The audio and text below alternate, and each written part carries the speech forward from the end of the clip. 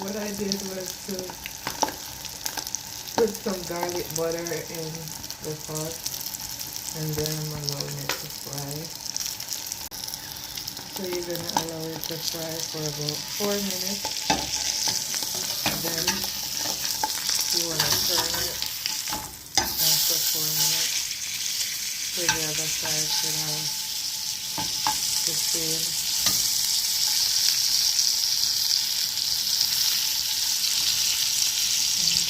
So we're gonna fry this for like 4 minutes before we can eat it. So guys, this is my salmon ready to eat. Let's go in.